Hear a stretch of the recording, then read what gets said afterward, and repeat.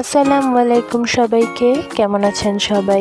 সেদিনের এত রান্নাবাড়ার পেছনের গল্পটা আজকে শেয়ার করবো আপনাদের সাথে। আজকে আমাদের বাসায় ছিল রায়ানের বার্থডে। রায়ান হলো আমার মেজো বোনের ছেলে, মানে আমি ওর আন্টি হই। তাই সেদিন ছিল রায়ানের বার্থডে পার্টি আমাদের বাসায়।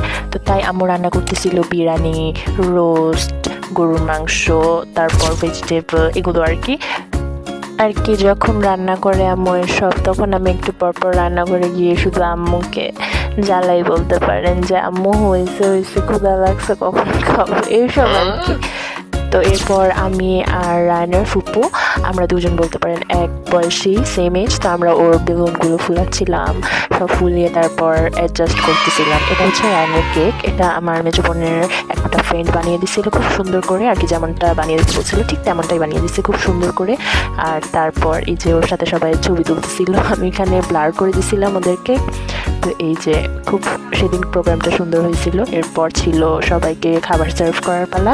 তো সুন্দর করে সব কিছু ডেকোরেট করে খাবার সার্ভ করা হচ্ছিল সেদিন। তো সেদিন বার্থডে থিমটা ছিল বস বেবির, আর একটা থিম ওর সাথে আর কি সব কিছু ম্যাচ করে আর কি সবাই পরে ট্রাই করতেছিলাম, একটা থিম বলতে পারেন। সেদিন খুব ভালো লাগতেছিল আর কি সব কিছুই মিলিয়ে, কারণ আজকে রায়ানের ফার্স্ট বার্থডে ছিল ওর লাইফের। তো সবাই খুব মজা করছিলাম, সবাই গেট টুগেদার হলো, খুব ভালো লাগছে। সেদিন বিরিয়ানিটা এত মজা হয়েছে আর কি, আই ক্যান্ট এক্সপ্লেন। খুব ভালো লাগছিল সেদিন বিরিয়ানিটা আর সাথে ভেজিটেবলটা খেতে। আর আমার সবচেয়ে বেশি ফেভারিট গরুর মাংস। তো আজকের জন্য এতটুকু, সবাইকে আল্লাহ হাফেজ।